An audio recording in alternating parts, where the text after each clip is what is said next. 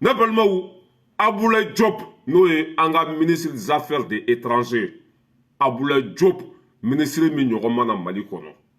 Il y a famille bala ani oni moro nous comment s'appelle Anthony Guterres nous ou union sur Suisse Genève.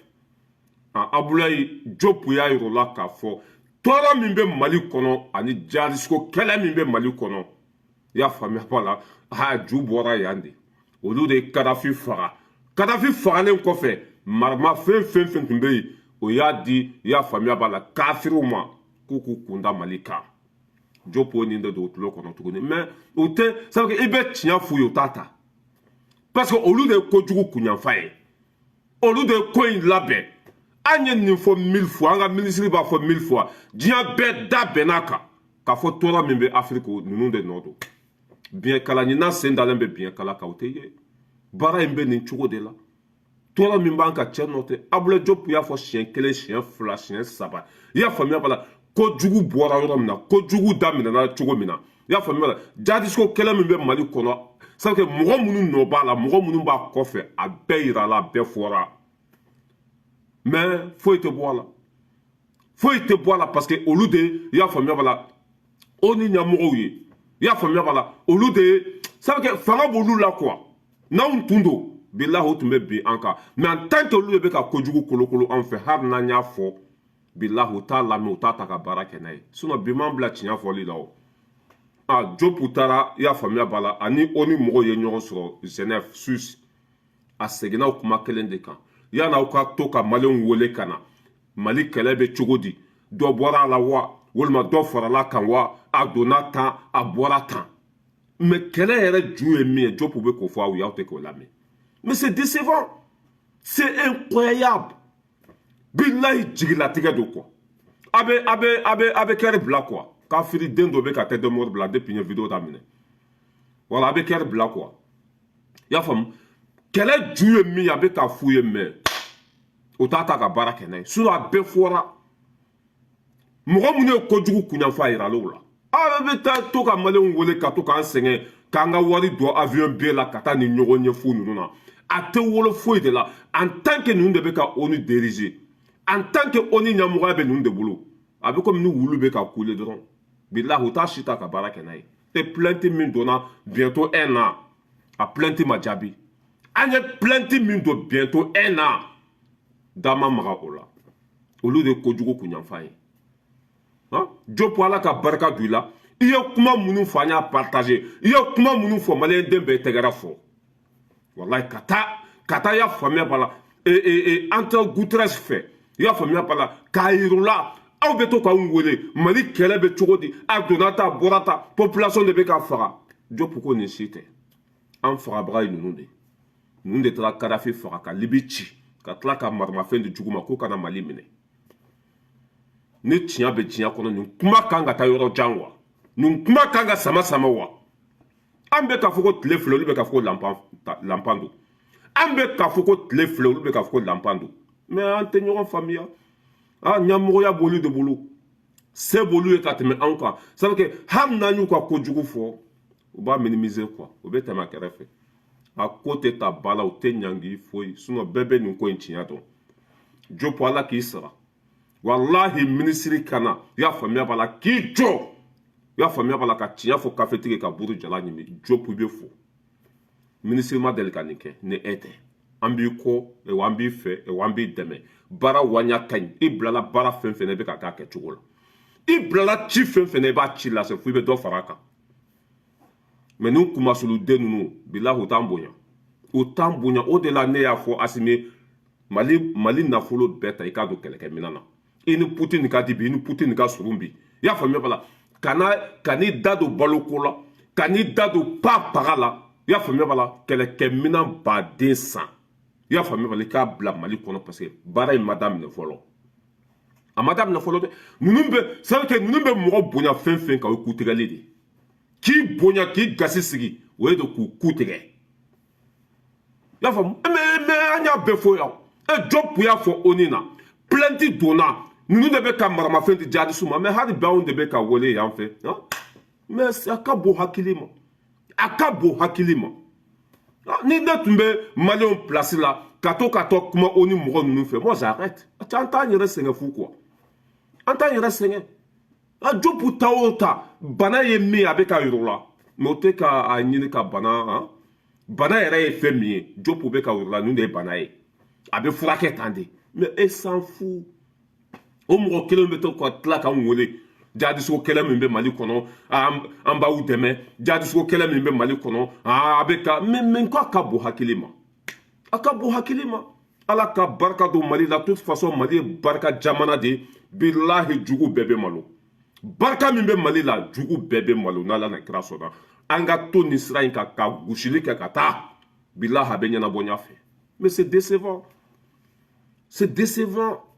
Job y'a fɔ aw ye kɛlɛ tɛ an bolo fitinɛ t'an bolo aw de bɛ ka y'a faamuya b'a la an balimaw faga aw de bɛ ka kɛlɛ in wuli Mali kɔnɔ tɔɔrɔ min bɛ an kan aw de nɔ don o tɛ a tɛ don tuloden kɔnɔ a tɛ don parce que olu de nɔ don o t'an fɛ olu de bɛ k'an faga mais ça suffit n'u y'aw wele a kana taa en tant qu'an ye plainte min don ni kuma ma kɛ o k'a kana to ka wele jaabi n'o bɛ se ka min kɛ o k'a kɛ an ye plainte don yan ko dalilu bɛ yen maramafɛn bɛ ka di jihadisiw ma jihadisiw bɛ ka dɛmɛ ka maliyɛnw faga o ma jaabi aw de bɛ to k'anw wele ko Mali kɛlɛ bɛ cogo di a donna ta a bɔra ta rapport ka kɛ dɛ sɛgɛsɛgɛli ka kɛ dɛ population de bɛ ka faga dɛ o de de bɛ ka mɔgɔw faga kɛlɛ in c'est que aw de nɔ ye kɛlɛ in ye fitinɛ min bɛ yen aw de b'a kɔfɛ. Après, vous voulez nous parler petite patata, on se voit, mais non, il faut arrêter. Il faut qu'on se répète. Il faut qu'on gagne un bouillon. Ahmed Teme Kaboui, comment s'appelle Ibrahim Traoré, Burkina président, Demsen Fitini San Bissaba à Noulouvla. A sigra même pas 6 mois.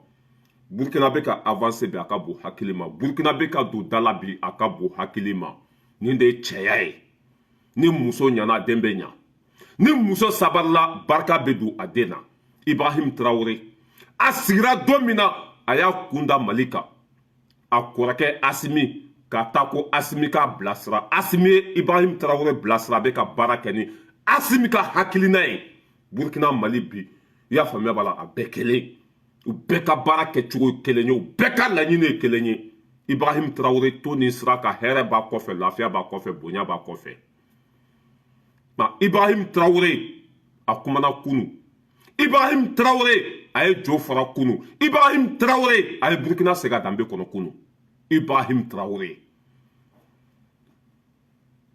fasoden ɲuman hɔrɔnden a bɛ kɛri bila quoi mɔgɔ minnu bɛ vidéo kɔnɔ a bɛ kɛri bila quoi jugusagoden dɔ bɛ ka tête de mort blanc tant qu'aw tɛ ka fɛn bila u bɛ n ka vidéo tigɛ quoi mɔgɔ minnu bɛ vidéo kɔnɔ a bɛ kɛri bila s'il te plaît sinon jugusagoden dɔ depuis n ye vidéo daminɛ a nana don n ka vidéo kɔnɔ a bɛ ka tête de mort bila ni y'a man di i ju ta ka bɔ yen mais c'est des fils de pute là o bɛ fan bɛɛ fɛ mais an bɛ vidéo kɛ yan n'a ma bɛn ma i bɛ n wele n ka téléphone na n bɛ t'i minɛ k'i ju ci a banna c'est tout n'i tɛ fɛ n ka vidéo kɛ appelle moi n bɛ t'i minɛ k'an sen fili kɔnɔ kuma banna c'est que ça wala a bɛ kɛri bila parce que tête de mort bɛ vidéo tigɛ de Ibrahim Traoré kunu a kumana Ibrahim Traoré kunu a ye Burkina kunna wolo tuguni accord de défense min bɛ yen a y'i sigi k'a kala foyi t'a kɔnɔ i y'a faamuya b'a la ni Burkina cili tɛ accord de défense min bɛ Burkina ni Faransi cɛ Ibrahim Traoré y'i sigi k'a kalan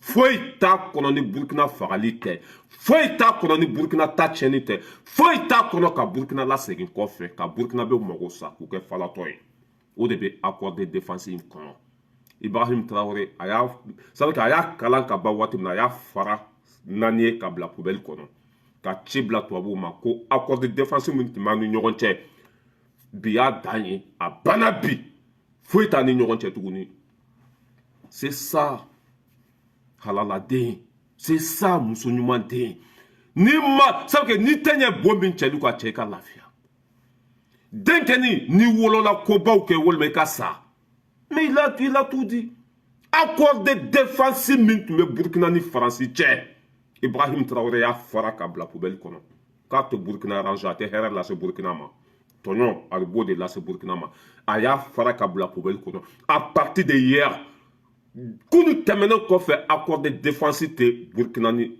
Faransi cɛ nin y'a bannen ye. Burkina yɛrɛ de y'a ka accord de défense ye. Burkina yɛrɛ de b'a ka kɛlɛ kɛ. Burkina yɛrɛ de bɛ jɔ a bɛ se ka min kɛ Burkina bɛ o ye a b'a kɛ. Mais k'accord de défense signé foyi t'a kɔnɔ ni nkalon tɛ, foyi t'a kɔnɔ ni nanbara tɛ, foyi t'a kɔnɔ ni jolibɔn tɛ, foyi t'a kɔnɔ ni mɔgɔ faga tɛ, foyi t'a kɔnɔ ni yɛrɛsagokɛ tɛ. Ibrahim Traoré ko o tile banna pewu, Damiba tɛ yen, i y'a faamuya b'a la, Kabore tɛ yen, Blaise tɛ ale de bɛ yen. Turamagan nin de Traoré yɛrɛ yɛrɛ ye, Turamagan. Ala ka barika don i la bilahi. Denkɛnin ni wolola a to i tɔgɔ k'a fɔ, a to i ka lakodɔn, a to mɔgɔw ka tɛgɛrɛ fɔ i ko. Ibrahim Traoré i y'a faamuya b'a la, Asimi filanan don Afiriki bi. Ibrahim Traoré Asimi filanan don bi Afiriki kɔnɔ. E ni Ala n'a kira cɛ accord de défense min tun bɛ Mali ni Faransi cɛ, Faransɛw yɛrɛ de y'a dilan. U sagona ko, u diyaɲe ko, u ka laɲini ka bɛɛ k'a kɔnɔ ka ça veut dire k'anw kɛ komi fufalaki.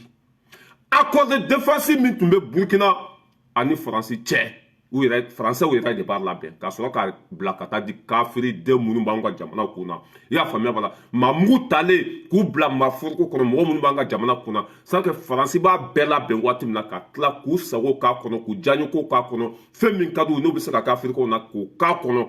I y'a faamuya b'a la, banyɛrɛ ninnu jugusagoden ninnu u ɲɛ b'a la u bɛ se ka kalan fɛn bɛɛ. Nin tɛ kɛ hɛrɛ ye ne ka jamana ma, nin tɛ kɛ lafiya ye ne ka jamana ma.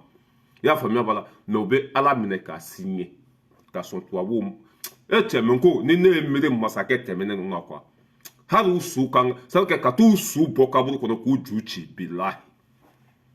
Tɔɔrɔ fɛn fɛn b'an kan ninnu sen b'a la.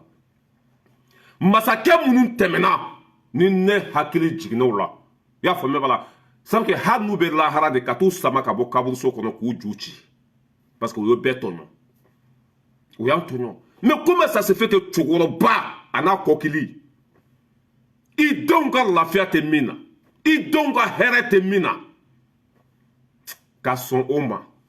Mais ko a ka bon hakili ne ça veut dire ninnu tɛ hali hadamaden yɛrɛ ye quoi, ninnu tɛ hali hadamadenw ye diɲɛ kɔnɔ quoi. Mais a bɛ n dabaliya ban quoi, a bɛ n dabaliya ban quoi.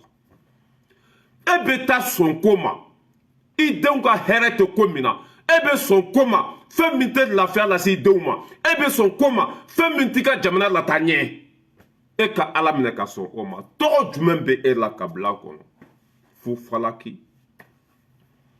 Ibrahim Traoré ma sɔn o de ma. Accord de défense Burkina Mali a y'a annulé kunu, a y'a bila poubelle kɔnɔ kunu, a ko k'a tɛ jɛnɛ ye, a tɛ passe Burkina ye wa. C'est à dire que olu yɛrɛ bɛ se k'u ka ko bɛɛ kɛ. Faransi da tɛ don Burkina ko foyi de la à partir de kunu. Fɛn fɛn tun b'u ɲɔgɔn cɛ a y'a bɛɛ fara ka bila ye. Asimi filanan Ala ka barika de la nin de y'a kɛ cogo ye. Bilahi e wa paga tɛ bɔ a la. I filɛ ka min kɛ foyi hɛrɛ bɛ si hɛrɛ bɛ tile. Paga. Asimi y'a kɛ yan a tɛ nin ye Mali kɔnɔ. Asimi y'a kɛ yan a bɛ Mali kɔnɔ nka cɛ a bɛ k'a ka sɛ wɔɔrɔ ɲimi jɔn de bɛ se ka bɔ yen. Foyi peuple b'a fɛ jamana kɔnɔdenw b'a kɔ. A bɛ ka jamana segin a danbe kɔnɔ. Ibrahim Traoré taa n'a ye. Kojugu fɛn fɛn b'aw ni ɲɔgɔn cɛ a bɛɛ bila poubelle kɔnɔ hɛrɛ bɛ si hɛrɛ bɛ tile paga tɛ bɔ a la. Ka Ibrahim Traoré fo k'i wale ɲuman dɔn accord défense min tun bɛ Burkina ni Mali cɛ a banna Burkina ni Faransi cɛ a banna kunu. Accord de défense min tun bɛ Faransi ni Burkina cɛ Ibrahim Traoré y'a fara k'a bila poubelle kɔnɔ ko ni tɔɔrɔ tɛ a tɛ foyi lase Burkina ma, ni tɔɲɔ tɛ a tɛ foyi lase Burkina ma. A bɛ hɛrɛ lase Faransi de ma, a bɛ tɔɲɔ lase Burkina de ma. Ale sigi kun t'o ye. Burkinabew bɛ hɛrɛ sɔrɔ cogo min na, ale nakun y'o de ye ka Burkinabew ɲɛ suma k'u kɔ suma ka Burkina segin a danbe kɔnɔ. Accord de défense ko tɔɔrɔ don, kɔlɔlɔ don, halaki don ka ɲɛsin Burkina ma. Ibrahim Traoré denmisɛnnin fitinin a ye accord de Alger a y'a sen fila kɔnɔ k'a kɔ fara k'a ɲɛ fara ka alimɛti minɛ k'a bila la ka bila poubelle kɔnɔ ka tila ka ci bila Faransɛw ma k'u ka sɔrɔdasi fɛn fɛn bɛ Burkina k'u kana bɛɛ nɔfɛ. Burkina yɛrɛ bɛ se k'a ka kow dilan, Burkina bɛ se k'a ka kow ɲɛnabɔ, Burkina mago tɛ mɔgɔ ka dɛmɛ la, u mago bɛ Ala ka dɛmɛ de la. Ibrahim Traoré denmisɛnnin fitinin a faw tɛmɛna yan u tun bɛ Faransi kɔ komi wulu, a faw tɛmɛna yan u ye Burkina di Faransɛw ma k'u sago kɛ anw na. Terminé ici. Asimi Fulana, Asimi Fenfen Foye, avec un barakena bay. Asimi Blastrali Fenfen Dama, Aya Beta Bala. Ambe Nyorambolo, Ninda Ketchouye. Bana Djougou Fura Fura Djougouye. Never know. Ambe Temek Kaboui. Ambe na. Go! Wallahi ni ne nsigi ka diɲɛ lajɛ quoi n bɛ yɛlɛ diɲɛ la de a bɛ komi silamɛya ni kafiriya hadamadenw tɛ kosɛbɛ fɛ o tɛ ko nafama fɛ u faga ko o bɛ don o de kɔnɔ u faga ko o bɛ kɛ o de fɛ diɲɛ yɛrɛ o de ye bi bilahi den fɛn fɛn ni barika b'i la n'i bɛ tiɲɛ kan hadamadenw t'i fɛ den fɛn fɛn y'a faamuya bana ni nafa b'i la n'i ye hɔrɔn de ye hadamadenw t'i fɛ a bɛ komi n'i nana misiri ni bari bila yan bari bɛ fa ka tɛmɛ misiri kan or que misiri i y'a faamuya b'a la o kɔ o ka ɲi o bi o ka ɲi o fɛn bɛɛ ka ɲi o de bɛ hɛrɛ lase hadamaden ma o de bɛ sabu kɛ o de bɛ mɛ n ko a ka bon hakili ma mɛ n'i ye bari bila yan ka misiri bila yan bari de bɛ fa parce que o setanɛ ye ala ye barika don setanɛ la ka diɲɛ di setanɛ ma bilahi mɔgɔ min tun kan ka kɛ président faransi kɔnɔ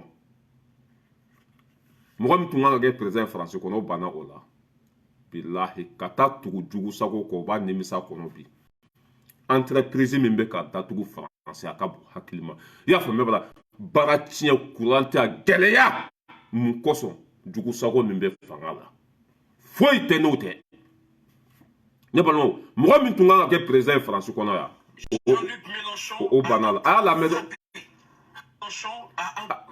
Ah, la situation absurde. Nous sommes présents militairement en train de... Vous alors que faites-vous? Eh bien, d'abord, il fallait rappeler le contexte. Oui. Parce que avant de passer à directement combat, on combat les djihadistes, etc., il faut quand même qu'on sache de quoi on parle. Demain, vous êtes président. On nous a mis dans une... donc, demain, je suis président de la République. Je commence par poser une question au président de fait de ce pays.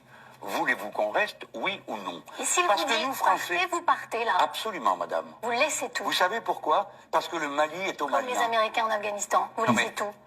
Vous vouliez que les Américains restent en Afghanistan? Non, mais oui ou non? Vous partez, monsieur mais Mélenchon. madame, nous ne sommes pas chez nous au Mali, vous pouvez l'admettre. Nous ne sommes pas le gendarme du monde. On y est parce que le Mali nous avait demandé de venir l'aider. Le Mali nous avait demandé de l'aider par un président qui était déjà discutable, et je viens de vous dire que nous l'avons fait. Et vous partez au risque que le terrorisme s'exporte chez nous. Mais vous savez très bien que ça ne se passera pas comme ça. Ah bon? Mais non, il faut suivre l'actualité, chère madame. Figurez-vous que le président de la République a dit que nous irions... C'est mon métier, je le fais tous les jours. Eh bien alors pourquoi vous me dites des choses pareilles? Vous savez comme moi que le président de la République a déjà décidé, madame, a déjà décidé que les troupes françaises s'installeraient au Niger et au Tchad. Et qu'au Tchad, nous sommes en train de couvrir que c'est le président de la République lui-même qui a créé un nouveau source de désordre après que le chef de l'État de là-bas, Idriss Déby, ait été tué, a validé la nomination de son fils qui, lui, ne correspond à rien du tout des institutions tchadiennes. Donc vous ramenez toutes les armées françaises retournées en France. Mais non, mais écoutez, vous êtes d'un manichéisme qui est incroyable. On ne peut pas faire de la politique internationale. Vous faites quoi, là? Mais je viens de vous le dire, les madame. 5000 hommes, on les sort du Mali s'il nous dit, si le président actuel, le chef de la junte nous dit partez et que vous êtes président, vous les sortez du Mali. Oui. Et le Mali n'est pas... On les met autour ou on les ramène en France? C'est quand même incroyable. Mais vous croyez qu'on est chez nous? Vous croyez qu'on fait ce qu'on veut? Absolument pas. Alors on sort du Mali, on dit tiens on va aller chez le voisin, on va aller là. Absolument Qu'est-ce pas. que vous... Eh ben alors, il faut respecter les gens. Okay. Le Mali appartient aux Maliens. La première question que je pose, c'est vous voulez qu'on reste ou qu'on s'en va? On s'en va si vous voulez. D'accord, monsieur. Nous on ne reste, pardon, nous on ne reste français.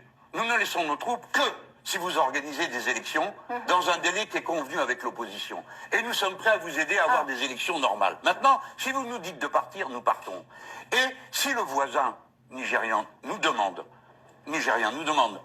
restez s'il vous plaît au Niger, alors nous discutons. Mais nous ne pouvons pas décider, nous Français, depuis Paris, que puisqu'on s'en va du Mali, on s'installe au Niger et au Tchad. Je ne suis pas d'accord. Ça c'est la France-Afrique, mais pire que tout. Parce que la France-Afrique, pour moi, c'est des affaires. Ça s'appelle du militarisme pur et simple. J'ai une question un petit peu plus précise pour vous, monsieur Mélenchon. Vous vous étiez dit très très choqué quand François Hollande avait admis qu'il avait ordonné des assassinats ciblés. Ce sont les fameux assassinats ciblés. Vous, président de la République, monsieur Mélenchon, des militaires entrent dans votre bureau et vous disent nous avons repéré un chef terroriste. Quel est il vous demande l'autorisation de l'abattre. Que décidez-vous, monsieur Mélenchon, oui ou non? Non. Non. on le capture. C'est très S'il clair. le faut, ça dépend où on est. Mais madame, de quoi êtes-vous en train de parler? D'un terroriste qui serait où? En France ou ailleurs? À l'étranger. À l'étranger. Donc nous tuons des gens à l'étranger. Ah, Avec la l'autorisation de qui? Vous savez très bien que ça existe. Vous, à l'épreuve du pouvoir, vous direz non. Madame, je ne fais l'épreuve pas du ça. pouvoir m'empêcherait de vous répondre.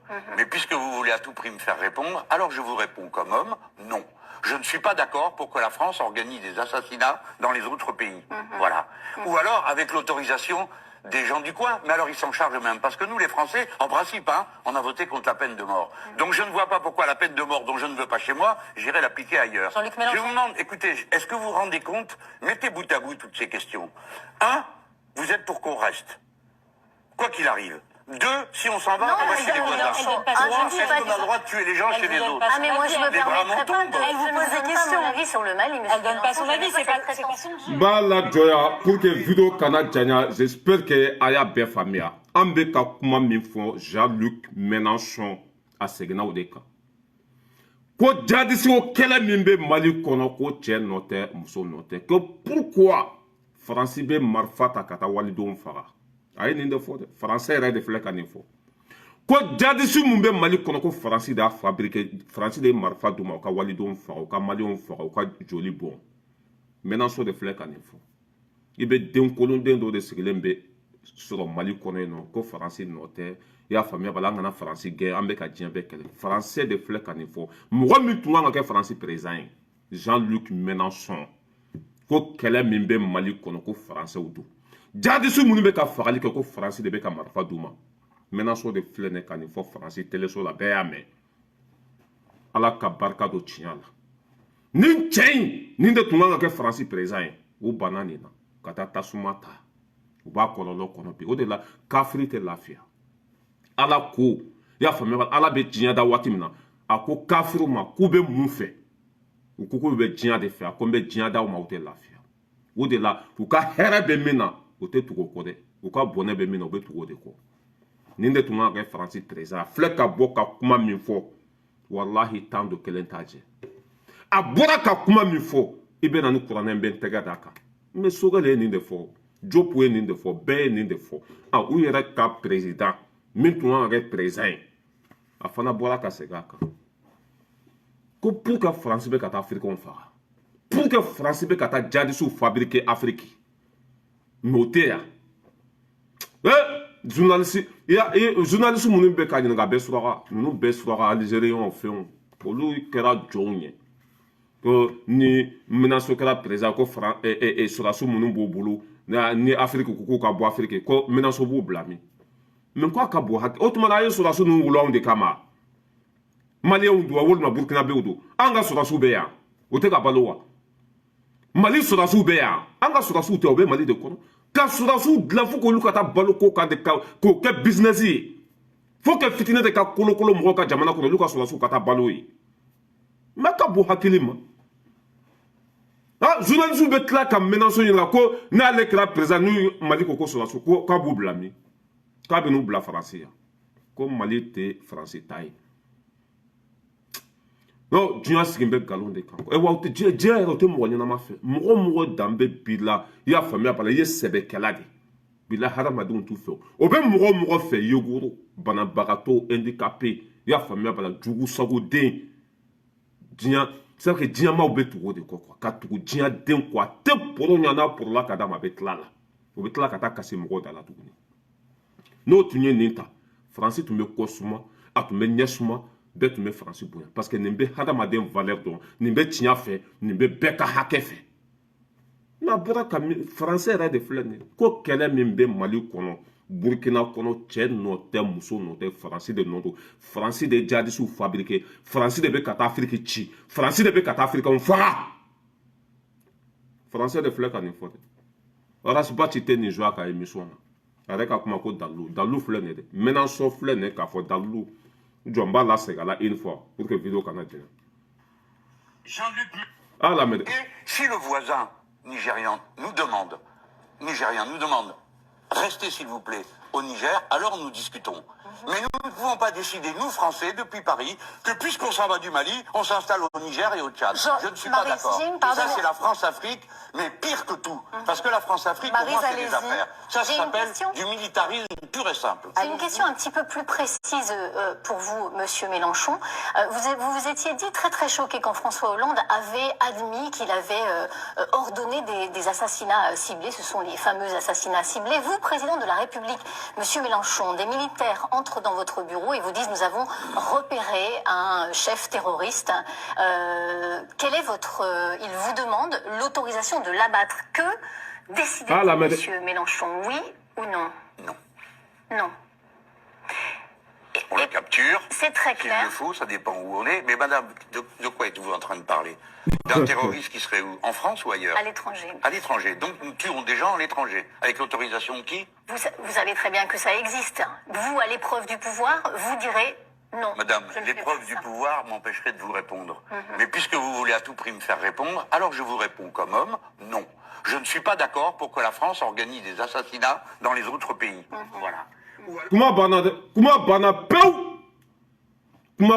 peu wallahi ko français de be kata assassinat mɔgɔ minnu bɛ mɔgɔw faga ko français de bɛ ka t'o dilan Afiriki kuma ma ban n'aw ye nin fɔ aw tɛ faransi fɛ aw sigilen bɛ faransi ya a donna ta bɔra ta français yɛrɛ de filɛ ka nin fɔ dɛ min bɛ ka président ya ɲini faransi ya a y'a fɔ français bɛɛ tulo donna kɔnɔ parce que a y'a fɔ téléso min kɔnɔ bɛɛ y'a mɛn ko faransi de bɛ ka afirikanw faga an bɛ nin fɔ ko ayi ko an kana tiɲɛ de fɔ n'i y'a fɔ ko i bɛ ka balo yan u ka tasa ju sɔgɔ u k'an bila ka taa mali la k'u ka papiye minɛ u k'an faga mɛ ala t'anw b'a lase bilahi ɲɛ kali ala la fɛn min ka bon ka kali ma ni ma tugu tiɲɛ ko ala k'an su fɔlɔ bɛ jahanama ma ko an ka nin bɛɛ ye ka to yen ko an sigiyɔrɔ bɛnnen bɛ yan ma k'u ka papiye b'an bolo ko foyi n ko nin wolola yan de nin ye faransɛ de a tɛ nin ye ka ala ta fɔ k'i ka tiɲɛ bila parce que i dahirimɛ bɛ dɔ bolo o y'i ta de an bɛ ala ta an b'a lase de ala y'an bila diɲɛ kɔnɔ de ko an ka tiɲɛ lafasa an b'a lafasa de an bɛ tiɲɛ fɔ ayiwa ko jugu fɛn fɛn bɛ yen ninnu de nɔ don o bɛ tila ka anw wele k'an yɛlɛma an ka taa ONU na dɛ an ka taa an sigi Genève dɛ an ka taa an sigi yan fɛ dɛ jadi sogo mais ko c'est que c'est foot ma gueule quoi ninnu bɛ ka fute anw geli de la quoi u yɛrɛ sen bɛ ko min na u yɛrɛ nɔ bɛ ko min na u yɛrɛ bɛ ka baara min kɛ u bɛ tila k'u yɛrɛ kɛ komi olu t'a kɛbaga ye u b'an wele su ni tile ministre ma ye rapport bɔ dɛ an mago b'a la ONU na dɛ a ye na kuma an fɛ dɛ a ye na nin yira an na dɛ a ye na ni nin preuve ye mɛ ko a ka bon hakili ma bilahi bɛ satan de kɛ ne bolo satan de n'i y'a di ne ma bi bilahi n bɛ nin kafiri ninnu bɛɛ faga ka bɔ diɲɛ kɔnɔ bilahi n b'a bila ka taa u ka jamana k'a bɛɛ ci ne mɔgɔ fagalaw de bilahi n bɛna so filɛ nin k'a fɔ ne m'a fɔ dɛ nin kɛra candidat ye yan i y'a faamuya wala a nana deuxième tour de la nin de tun kan ka kɛ faransi président ye mɛ u b'a dɔn ko ni nin kɛra président ye a bɛ farafinw fɛ a bɛ afirikanw fɛ a bɛ bɛɛ bonya i ka hakɛ kan o man di kafiriw ye fɛn fɛn ka di kafiriw ye mɔgɔ tɔɲɔ mɔgɔ faga nin silamɛ in filɛ nin mɛnaso silamɛ mɔgɔ ɲuman hɔrɔnw danbetigi walahi an ye fɛn fɛn fɔ a seginna bɛɛ kan Musa Jara député Musa Jara ye nin fɔ fɛn kɔnɔ yen nɔ assemblée kɔnɔ i bɛ ka tile i bɛ ka y'a gɛn ka bɔ a kɔnɔ ko biɲɛ kala ɲina sen dalen bɛ bin kala kan ko bɛ yan fagali min bɛ ka kɛ jadisogo kɛlɛ min bɛ ko a bɛɛ ye faransi de fo k'an ka faransi gɛn ka bɔ yen i bɛ ka ye Musa Jara gɛn ka bɔ assemblée kɔnɔ faransi président tɛ ne kana fɔ nin de ye faransi président ye Macron tɛ nin de ye président ye o ma sɔn nin na nkalon de kan o ye nin bɔ yen nkalon de kan nin de ye faransi président yɛrɛ yɛrɛ ye nin de ye président ye n bɛna video bila an ka page sanfɛ aw bɛ taa lamɛn an bɛ ka fɛn fɛn fɔ faransi ma a y'a bɛɛ fɔ mais c'est ça an bɛ tɛmɛ ka bɔ yen kunu de walima kunasini Macron kumana tuguni fa donna a la Macron yanni n ka se arasiba ci ma Macron kumana ko n'i y'a ye kɛlɛ bɔ olu ni Mali ni Burkina cɛ ko dɔ wɛrɛ tɛ dɛ ko Mali ni Burkina k'u bɛ ka taa Wagner de wele ka na u ka jamanaw kɔnɔ ko Wagner tɛ foyi ye population fagala kɔ ko Wagner tɛ foyi ye ka jamana kɔnɔdenw faga ko Mali ɲɛmɔgɔw bɛ ka taa olu de ta Irisi jamanaw kan ko ka n'u ka population faga Macron de bɛ ka nin fɔ dɛ Kongolo matinya, Kongolo tiana bugu, billahi akara handicapé total de Macron kara fato erere. Billahi, nta do tume dugu mina Gabon de wa wolma yoro juma e discours ke. Ko kele min bale ni Mali ni Burkina che ko dowra tede. Ko ale ko ngana ta Wagner d'État. Ko Wagner de population de fara. Ako antara o ton o jakulu de takanana e anga jamana kono. Ko be ka ambalimo fara, ko be ka sinjo fara, ko o de be ka le toro, o de la ani ambe nyoro. Voici le handicapé total.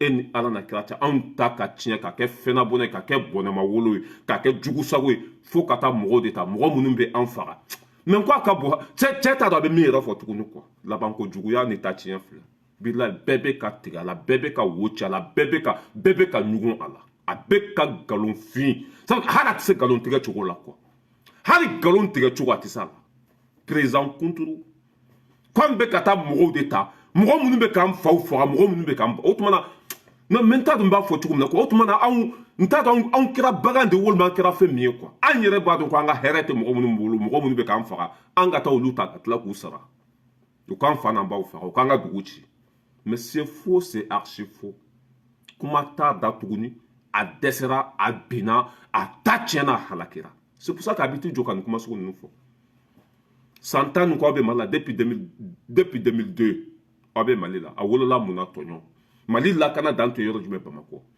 Wagner nalen ni sisan cɛ an ka gouverneur bɛ Kidali jadisiw tɛ se k'an ka kan jeni tuguni aw yɛrɛ ka kuma ko Wagner irisiw de bɛ Mali kɔnɔ mais olu ko Wagner mais c'est pas grave hali n'a kɛra cette année n'o s'en fout hali n'a kɛra volcan de bilahi n'u o bɛ Mali segin danbe kɔnɔ n'u b'anw dɛmɛ ka kɛlɛ ban hali n'a kɛra volcan de tɔgɔ fɛn fɛn ka di a y'a fɔ ma n'o s'en fout mɔgɔ min ka di anw ye an b'o wele ka taa Mali la mɔgɔ min ka di anw ye an b'an tɛgɛ di u ma mɔgɔ min bɛ se k'anw dɛmɛ an kungo la an bɛ kɛ o tigi fɛ kuma fɔ n'a ba filɛ Wagner tɛ dɛ hali n'a kɛra setanɛ de Wagner tɛ dɛ hali n'a kɛra volcan de en tant que a bɛna Mali de ɲɛsuma ka na Mali kɔsuma ka na ni lafiya ye Mali kɔnɔ an b'an tɛgɛ di tasuma ma Macron ko kɛlɛ min b'a ni ɲɔgɔn cɛ ko an bɛ ka taa mɔgɔw de ta k'o bɛ ka taa an population faga k'an bɛ ka taa groupe dɔw de ta n'o ye Wagner ye k'o bɛ ka an ka jamanaw ci a ko français droit de l'homme mɔgɔ de faransi bɛ hinɛ faransi ala ko o bɛ ko misibo sanfɛla cɛ ka ɲi mɛ dugumalaw tolen don bilahi n ko i ma ala bɛ ka ninnu labila aw nɔ bɛ ko min na aw sen bɛ ko min na tiɲɛni min bɛ yen aw de y'a kɛ u b'u n'u jɔ diɲɛmaw bɛɛ ɲɛna k'olu ye droit de l'homme de olu tɛ jadisiw fɛ jadisiw kan ka faga de ala mɛ ala tɛ ji to nɔnɔ la sa fɛn bɛ yɛlɛ aw la nin tɛ fɛn min t'a kɔnɔ nin bɛɛ kɔfɛ Burkina ye accord de défense a y'a fara kunu k'a bila poubelle kɔnɔ Ousmane Sonko i y'a faamuya wala u bɛ ka jigin aw ka don o don aw bɛ Afiriki bila de parce que aw ka politiki bɛ Afirikɛnw faga de aw ka politiki ye taa ɲini de hɔrɔnya t'a kɔnɔ danbe t'a kɔnɔ race balayira de l'homme tranquille depuis Paris n sigilen bɛ yan mɛ n faso n b'a défend n sigilen bɛ yan mɛ n faso n b'a dɛmɛ Macron dɛsɛra pewu a bincogo juguyara Macron de sigilen bɛ Faransi kɔnɔ yan k'anw taara Wagner ta de ko ka taa an balimaw faga a ka bon hakili ma fa tɛ dɛ ça veut dire a kɛra fufalaki de ye quoi Macron ma kɛ fato ye dɛ n t'a dɔn i tɛ se k'a imaginer k'a ni foyi ça veut dire que ne yɛrɛ t'a dɔn démodèle min don sisan quoi a bɛ ka taa nin fɔ dugu dɔ de n t'a dɔn a y'a fɔ Gabon de a vidéo tɛ n kun quoi n t'a dɔn a y'a fɔ jamana min kɔnɔ o jamana fana sigilen de k'a lajɛ mais a ka bon hakili ma Asimi ye aw gɛn mun de kama a bɛ ka maliyɛnw faga Asimi y'aw gɛn mun de kama ni tɔɔrɔ ta a ma hɛrɛ sɔrɔ aw bolo o ka tila ka taa wari don mɔgɔ la o kana maliyɛnw faga mais a ka bon hakili ma Macron i tɛ tiɲɛ fɔ dɔɔni i t'a kɛ mais n ko bila tellement que Asimi y'u traumatisé quoi Asimi ye fa bilen de don u la bila tellement que Asimi ninnu gosi président yɛrɛ t'a dɔn a bɛ min fɔ tuguni a faga ko a malo ko a ta tiɲɛ kumaw o de bɛ fɔ mais min t'a ka bon hakili ma président kunturu ni jamana belebeleba o bɛ nin fɛnabɔnɛ in de bolo jamana belebeleba jamana dumanba c'est Gabon merci beaucoup Mohamed Sissoko merci beaucoup k'a kuma kɛra Gabon de merci beaucoup Mohamed Sissoko tu a bɛ hakɛ to de commentaire lajɛ ninnu a man bon ne bolo ten quoi voilà Mohamed comment s'appelle Sissoko k'a kɛra Gabon de Macron taara Gabon de handicapé min bɛ Gabon jamana kunna banabagatɔ Zako Beto ka kuma Zako senkelenni Beto b'a fɔ senkelenni de ma ko Zako a kɛra sen kelenni ye a kɛra bolo kelen ye a kɛra handicapé ye a tagamatɔ mura bɛ bɔ nunji bɛ bɔ sugunɛ bɛ kɛ bo bɛ kɛ a tɛ su ni tile bɔ Macron bɛ taa ça que taa Gabon kɛw ta ye quoi i ma Gabon ne murutira a ye kuma in kɛ ka to Gabon de ko kɛlɛ min b'ale ni Mali cɛ ko dɔ wɛrɛ tɛ dɛ k'an bɛ ka taa Wagner de ta ko ka taa n'a ye Mali kɔnɔ ko Wagner tɛ foyi ye mɔgɔ fagalaw jamana cilaw population fagalaw ko Gabon mais Gabon population de t'a fɛ n kana dɔ fɔ Gabon population ma Gabon population bɔra n y'a vidéo joué ko Macron kana se o ma musokɔrɔba fara denmisɛnnin kan bɛɛ ko k'a kana se o ma k'u ka politique k'u t'a fɛ mais lagalagatɔ min bɛ banabagatɔ in i m'a ye Macron b'a tɛgɛ minɛ ka tagama n'a ye a tɛ su ni tile bɔ ɲɔgɔn na wa bɛnkan fɛn fɛn b'u ni Faransi cɛ Macron yɛrɛ de b'a dilan a yɛrɛ de b'a sɛbɛn lagalagatɔ in handicapé in biki bɛ d'a ma hali a tɛ se sɛbɛn na bolo bɛ tan de n'a ko o bɛɛ n'a ta u b'a bolonin minɛ u ka Gabon président bolo bɛ ta a tɛ se ka foyi kɛ mais Macron b'a bolo minɛ k'a diyagoya a k'a signer a yɛrɛ bɛ ko min labɛn u ka hɛrɛ n'u ka Gabon ta tiɲɛni président tɛ foyi dɔn mɔgɔ minnu fana b'a nɔfɛ garde corps ni président ka conseil ni fɛn olu bɛ wari don k'olu mago tɛ jamana na u yɛrɛ ɲɛ b'a la i y'a faamuya o la Macron ye min signé a tɛ hɛrɛ lase Gabon ma a bɛ Gabon hɛrɛ de ta ka na Faransi jɔ Macron b'o papier ninnu labɛn ko accord Gabon ni fɛn cɛ k'a sɔrɔ Gabon ta na président bolo bɛ ta Macron b'a bolo ni minɛ k'a kɛ k'a signé ko Gabon président sɔnna coopération Gabon ni Faransi cɛ k'a sɔrɔ Gabon ka hɛrɛ t'a la kuma kɛra Gabon de e cɛ nin ye jigilatigɛ ye dɛ nin ye maloya ye bilahi Faransi bin cogo juguyara dɛ an bɛ tɛmɛ ka bɔ yen an bɛna denkolonden in na a ye nin lamɛn dɛ. Colonel Wagué de ye lettre ci Algérie ma médiateur dans l'application de l'accord d'Alger. Algérie des médiateurs. C'est un colonel Ismaël Wagué, ministre de la Réconciliation, qui écrit, qui répond le fait que l'Algérien seulement reçoit Oudona. Colonel Wagué de Algérie écrit dans la forme. Au gouvernement. Mais comment un ministre de la Réconciliation peut se permettre d'écrire à un autre État, ministre de l'Affaires étrangères Béa, on m'a démissionné. Mais ça veut dire que Job n'existe plus. Non. C'est pas Wagué l'interlocuteur de l'Algérie. C'est Ablé Diop, le ministre des Affaires étrangères. Allez dire le ministre Béressois. Tout ce qui est la relation avec l'extérieur. Mais c'est Wagué qui écrit à l'Algérie dans la forme, ça veut dire quoi? Ça veut dire qu'Ablé Diop n'existe plus dans le gouvernement pour eux. Tiens, le ministre des Affaires étrangères démissionnera Nekama, à la tête 3 mois. Bon. Le conseiller de président de transition tchadien, il s'est permis de recevoir les ambassadeurs. Le ministre des Affaires étrangères était en vacances. C'est lui le ministre des Affaires étrangères. Allez, des cas, un ambassadeur nous reçoit. Mais que le conseil du président se permet de convoquer les ambassadeurs pour lui reçoit à sa place, c'est une insulte à lui. Il a démissionné. Google, quand il 3 mois, il a démissionné. C'est un manque de respect. C'est le colonel Wagué qui écrit au médiateur. Ablaye Diop est ministre des Affaires étrangères. C'est un désaveu. C'est un désaveu sanglant. Moi, à la place de Diop, je démissionne. Bon, an bɛ banabagatɔ den lajɔ yan fɛnabɔnɔ den diɲɛ dira nin ma tilala la mais foyi tɛ nin na fɛn bɛ Asimi de la fɛn bɛ Mali population de la fɛn bɛ anw ka kiiritigɛlaw de la comment ça fait que ni ɲamaden bɛ t'i sigi ka nin kuma sugu fɔ foyi tɛ bɔ a la Asimi mɔgɔ min ye ne wele kunu walahi bilahi suma walahi fɛn min bɛ ni Ala n'a kira cɛ mɔgɔ min ye n wele kunu a ka ca ni mɔgɔ 15 ye o bɛɛ bɛ ka décourager ka ko la ka da kun jumɛn kan i bɛ ka sokɔnɔ juguw to yen o bɛ ka l'espace kɛ quoi i bɛ ka sokɔnɔ juguw to yen cɛkɛ wara y'a fɔ yan ko ni kisɛ 100 b'i bolo i y'a faamuya b'a la k'i ka 99 k'i k'a ci sokɔnɔ jugu la a tɔ i b'a ci kɛnɛma jugu la i bɛ ka sokɔnɔ jugu bila o bɛ ka kɔgɔ Asimi cɛ i ka fanga mɔgɔ min ye ne wele kunu ni ne yɛrɛ y'u la sabali quoi wala a bɛ mɔgɔ 15 bɔ bi la a bɛɛ dusu kasilen don i bɛ ka jɔn setanɛ la mɔgɔw kana jɔ i jugu la i ma mɔgɔw bɔlen fan bɛɛ fɛ o bɛ k'i dɔgɔya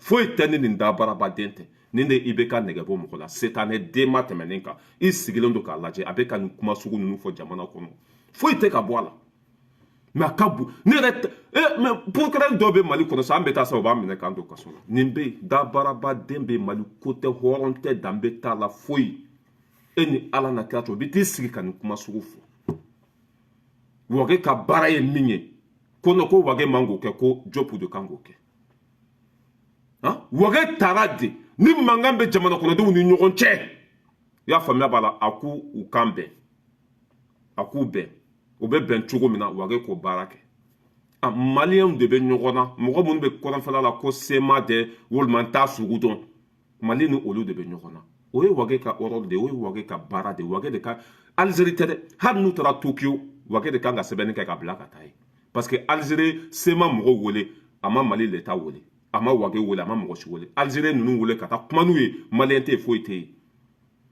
wage de kanga kuma okola o te jopu ka bara ye jopu kana danga ke ministre des affaires étrangères har na kera meleke de ni ta ka bara ye ne jopu de ka bara e ne wage de ka bara ye Algérie ni mogo munu tara nyogonye ya famia bala oni wage de tunganga sigi kene kelenka ka mogo nunu wole ka wage wole parce que oye wage ka domaine de mais ne mbiti sigi ala fara le kuma molo balia kuma kafiri denya kuma Mali kono population million joli alteta ni mine ka kunci ka da fara nyama dendo ala jugudo kafiri dendo bonema wolodu aw sigilen be ka ni laje abe ka tasuma do jamana la men ko aka bo hakilima ni na yin sigi tuma do lan dusu be tiɲɛ de wage ka bara abe ko kɛ Abdoulaye Diop ka bara ye mun koso ka fitina kolokolo ka balimaw fara ka ɲɔgɔn kɛra Tchadi ko ministre démissionnaire ko n'ale tun bɛ Diop place ko Diop tun bɛ démissionner ko parce que ko a tɛ ka jate waati min na Diop bɛ Genève a bɛ sus a bɛ ka tiɲɛ fɔ o ni mɔgɔw ye a bɛ ka tiɲɛ fɔ Antonio Guterres ye ni miiribali den sigilen bɛ radio so la muso furubali den ɲamaden ni Mali ko tun don ni cɛ in tun ye hɔrɔn ye walayi mɔgɔ bɛ se ka fɔ k'u k'a to yen ko liberté d'expression mais danbe t'a la hɔrɔn tɛ a ma sɔrɔ so Mali ko tɛ taɲini don juguw dɛmɛli don aw sigilen bɛ k'o lajɛ i m'a ye u bɛ ka fara ɲɔgɔn kan k'olu bɛ bɔ ko constitution min sigira foyi tɛ ka mɔgɔw ɲɛ don fanga la ni nin tɛ foyi tɛ ka mɔgɔw bila nin fanga la ni nin dangaden tɛ Asimi ni jugu jɛ i jugu t'i jɛ dɛ bilahi ni jugu to a ka l'espace kɛ bilahi fɛn bɛ yɛlɛ i la nin tɛ fɛn min t'a kɔnɔ nin y'aw ɲɛɲini de wa aw ni nin tɛgɛ de bɛ ɲɔgɔn bolo wa nin ye mun ne yɛrɛ t'a dɔn nin ye den min ye quoi ko ka to ka t'i sigi ka da don ko la ko minnu yɛrɛ tɛ tiɲɛ ye mais ka bon hakili ma dɛ franchement souvent moi je comprends rien souvent je comprends rien du tout mais ka bon hakili ma Ismaël Wage ka bara ko no ko ye Diop de ka bara mun kosɔn nin fanga in bɛ se ka bin cogo cogo ale b'o baara de kɛ nin fanga in bɛ se ka fara cogo cogo ale b'o baara de kɛ maliyɛnw bɛ se ka halaki cogo cogo nin b'o baara de la sinon bɛɛ b'a dɔn ko nin ye Ismaël ka baara de ye o sema mɔgɔw o ni maliyɛnw de bɛ ɲɔgɔn na jɔn de kan ka kuma u ni ɲɔgɔn cɛ Ismaël Wage ni Algérie wele dogo la ka taa fɛn dɔ d'u kun na k'u ka bila Mali la Ismaël Wage kan ka lettre ci Algériens ma o y'a kɛ cogo min na o t'a kɛ cogo ye o t'a kɛ cogo ye n'a ma ɲa k'a bɛ ninnu wele a tun kan ka Mali l'état fana wele mais a y'o kɛ Abdoulaye Diop de ta ye ko Ismaël Wage tun man ka sɛbɛnni kɛ ko parce que ko Ismaël Wage de bɛ équipé kɔfɛla la jamana kɔ kan fɛn minnu yɛrɛ tɛ ko sugu kelen ye fɛn minnu tɛ kelen yɛrɛ a bɛ k'olu bɛɛ gosi ɲɔgɔn na ka maliyɛnw kɛ komi nusɔgɔtɔ ka mɔgɔw kɛ komi lagalagatɔw ka nkalonbaw fara ɲɔgɔn kan ka fitinɛ kolokolo jamana kɔnɔ f'a b'a fɔ ko Diop kan ka démissionner parce que Diop ye halaladen de ye a jɔyɔrɔ ka bon nafa b'a la a bɛ ka tiɲɛ fɔ kafiriw ye ale saralen don mɔgɔ fɛn fɛn bɛ kafiriw i y'a faamuya kafiriw ku tigɛ ale ka kɛ sababu ye k'o tigi la décourager k'o tigi ni Asimi ninnu bila ɲɔgɔn na a ka baara bɛɛ filɛ o a ye nin kɛ Sogɛli la yan Sogɛli tɛ Faransi fɛ Sogɛli ye Faransi lagosi Sogɛli ye kuma sugu bɛɛ fɔ a ye o kɛ sisan ɲɛ b'a la Diop fana jɔlen don a bɛ faso fɛ ɲɛ t'a la a bɛ fɛ ka o ni Asimi ninnu bila ɲɔgɔn na a Jopu kan ka baara min kɛ kuma tɛ sara la tuguni Jopu kan ka baara min kɛ fɛn tɛ ka fɔ ye tuguni Jopu tɛ ka jate tuguni o Jopu bila Jopu mago tɛ la tuguni kan ka démissionner nin bɛ fɔ Mali kɔnɔ procureur bɛ yen ministre de la justice bɛ yen population bɛ yen président bɛ yen foyi tɛ ka bɔ a la o tuma nin wolo cogo ɲɛna ka tɛmɛ Mali bɛɛ kan nin wolo cogo ɲɛna ka tɛmɛ Malien bɛɛ kan mais moi je comprends rien Assimi mɔgɔ min bɛ ka décourager kɔ bɛɛ a ka bɔ hakili ma parce que ka da kun jumɛn kan i bɛ ka sokɔnɔ juguw to yen u bɛ ka dan sago Assimi mɔgɔ min ye ne wele kun na a bɛ mɔgɔ 15 bɔ bilahi n yɛrɛ de ye téléphone ta dabila k'appel ta dabila mɔgɔ bɛ ka décourager o tɛ k'a faamuya Kasimu Tapo ninnu Kawujimi ninnu bɛɛ bɛ ka panpan bi or que fanga min bɛ yen bi i y'a faamuya b'a la majorité ko t'a la opposant ko t'a la nin ye transition a bɛ an ka sariya sunba yɛrɛ kɔnɔ transition kɔnɔna na opposant man ka ye yen opposant ko tɛ yen foyi foyi tɛ yen président mana sigi de président mana élu i y'a faamuya b'a la mɔgɔ minnu mana k'a fɛ olu ye majorité ye mɔgɔ minnu t'a fɛ olu bɛ taa kɛ opposant ye ka président kɔlɔsi i y'a faamuya la mais o tɛ jamana ka intérêt o t'o dɔgɔya dɛ jamana bɛ nafa sɔrɔ fɛn fɛn na o bɛ jɔ k'o dilan ɲɔgɔn fɛ fɛn min man ɲi o b'o de fɔ o de ye opposant kɔrɔ ye Faransi opposant bɛ yan mais jamana ka hɛrɛ bɛ tiɲɛ ko o ko la opposant tɛ sɔn o ma abada ni président ye sonyani kɛ ni président ye kojugu kɛ o b'u sigi k'o de lakali k'o fɔ jamana kɔnɔdenw ye mais ni fanga yɛrɛ opposant ko t'a la transition kɔnɔna don coup d'état de kɛra ka na opposant ko tɛ jamana bɛ ka sigi araye de sanfɛ fɔlɔ mɔgɔ si ma nin sigi ninnu nana ka président jugu de bɔ yen ka jamana bila araye sanfɛ dɔw bɛ k'o lagosi k'aw to yen ne yɛrɛ t'a dɔn ni Touré de ko ko ale ɲɔgɔn tɛ porokɛlaw la communicati Touré mais a tɛ se ka Arasa minɛ dɛ Kasimu Tapo de kɛra sababu ye ka na ni Touré ye Bamako i y'a faamuya wala Touré ka patron de Kasimu Tapo ye Arasa bɛ Kasimu Tapo ka jɛkulu kɔnɔ bi Kasimu Tapo ni Arasa ka di bi Touré tɛ se ka Arasa minɛ bi mais porokɛla caman bɛ yen o Touré dɔrɔn tɛ yen o procureur baden de bɛ président yɛrɛ bɛ yen président de procureur bɛɛ ka ɲɛmɔgɔ ye président de kiiritigɛlaw bɛɛ ka ɲɛmɔgɔ ye mais moi je comprends rien ko barika t'a la ne yɛrɛ de la k'u kɛrɛfɛmɔgɔw wele n ko a tɛ nin dangaden min na k'a bila wo kɔnɔ ye ko n'i y'a minɛ ko i bɛ tɔgɔ de d'a ma mɔgɔ joli bɛ k'aw lagosi bi nin dangaden nɔfɛ mɔgɔ joli ɲɛ bɛ ka don aw la bi nin dangadenkuntigi nɔfɛ mɔgɔw kana jɔ i jugu la bilahi ninnu ye setanɛw de ye sa mais setanɛ barika ka bon setanɛ barika non mais Assimi wallahi mɔgɔw bɛ ka décourager de ka da mun ka se kɔnɔ jugu n ye Kasimu Tapo ni fɛn ninnu ye bi u bɛɛ bɛ ka wuli nin dangaden de bɛ panpan na nin de bɛ panpan na e ni Ala na kira cɛ nin vidéo procureur ɲɛ b'a la Ismaël Ouague ka baara k'o kɛ Jopu ka baara ye mun kosɔn ka jamana lagosi mun kosɔn ka jamana mankutu tiɲɛ c'est que ni Mali ko tun don a bɛ faamuya ni danbe tun bɛ nin na i tun b'a faamuya mais ni ɲɔgɔn hɔrɔn kolon den ma wolo diɲɛ kɔnɔ o de bɛ t'i sigi quoi non mais quoi tuma dɔ la quoi i b'a fɔ k'i ka vidéo kɛ yɛrɛ dabila quoi parce que an bɛ k'an yɛrɛ faga an bɛ fɛnw ye an b'a lakali mais a dɔw tɛ ta ba la nin kan ka kuma Mali kɔnɔ bi bɛɛ ɲɛna maliyɛn bɛɛ tugura mɔgɔ min kɔ a ka révolution tɔ taara laban jɛnɛya de a ka révolution tɔ taara laban muso sen minɛ de révolution tɔ taara laban Bubu Sise ka wari minɛ de 10 millions par mois o de kana sigi a wuluden kan k'a kan ka kɛ tan de jɛkulu min bɛ bolo i ma se k'o gérer i bɛna Mali de gérer mais k'a ka bɔ hakili ma i bɛ taa ni nin vidéo ye juge bolo sisan ko a bɛ ka min fɔ est-ce que tiɲɛ don tiɲɛ tɛ bilahi i bɛ taa nin di procureur ma bi nin bɛ ka min fɔ Jopu de kan ka nin kɛ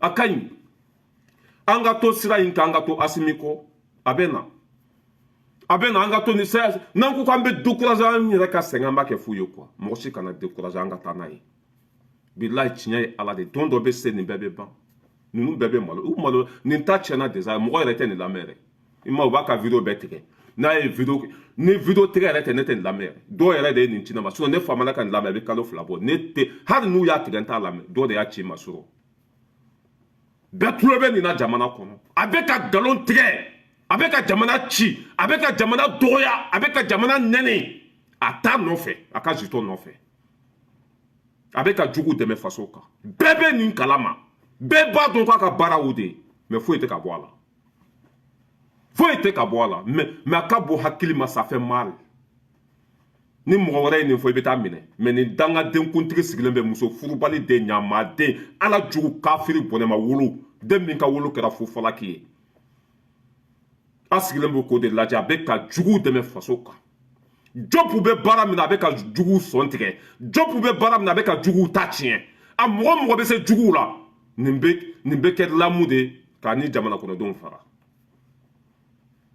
bɛɛ b'a dɔn ko nin ye ɲamaden de ye kuma min bɛ bɔ a da kɔnɔ Mali ko tɛ tiɲɛ tɛ dan bɛ t'a la aw sigilen bɛ k'o lajɛ jamana kɔnɔ bilakoro fara 3 mais a bɛ k'aw la ye o a y'aw sigi aw k'a lajɛ tɛ mɔgɔ min ye ne wele kun plus de 15 personnes wala appel min yɛrɛ bɛ n ko appel manqué a ka ca ba na si ye ma ta bɛɛ bɛ ka tɔɔrɔ bɛɛ bɛ ka dimi bɛɛ bɛ ka hali mɔgɔ dɔw taara Mali kɔnɔ o bɛɛ bɛ ka fanga dɔgɔya mɔgɔ dɔw bɔra Faransi ka taa Mali kɔnɔ n tɛ n'u tɔgɔ fɔ barika t'o la u bɛ ka Mali dɔgɔya bɛɛ bɛ ka Mali nani bi Kasum Taponi bɛ ka fara ɲɔgɔn kan ko constitution k'olu b'a dilan ni Bali o ni semasi mɔgɔw n'aw tun ye nin ɲamaden don kaso la ka kuma tigɛ mais a se bɛ aw ye aw bɛ se ne yɛrɛ t'a dɔn mun de bɛ ka ninnu bali ka nin kɛ quoi mun de la u bɛ ka siran ka nin kɛ Maliyɛn bɛɛ b'aw fɛ waati min na mais a ye baara kɛ waati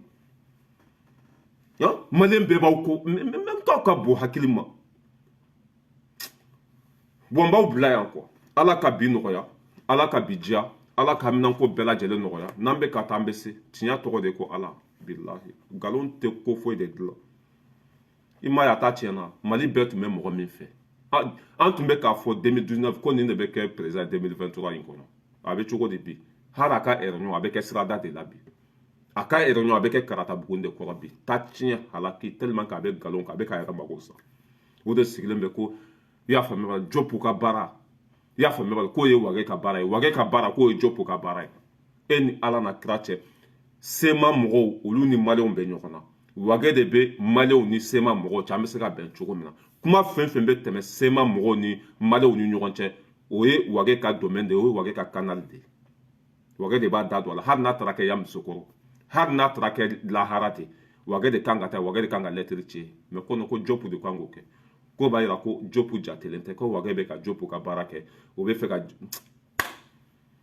i bɛ sabu kɛ ni ne bɛ Mali la n bɛ taa nin minɛ radio so la dɔrɔn ka kulisi bɔ a la i y'a faamuya bala ceinture min b'a ka kulisi la k'a kɛ ka ju gosi bɛrɛ foyi tɛ bɔ a la hali o don denmisɛnninw taara u ka conférence la i m'a ye a fɔlɔ de bolila donc n ka den damaw faralen ɲɔgɔn kan ko ala ka ɲɛ ka da merci beaucoup la famille on est ensemble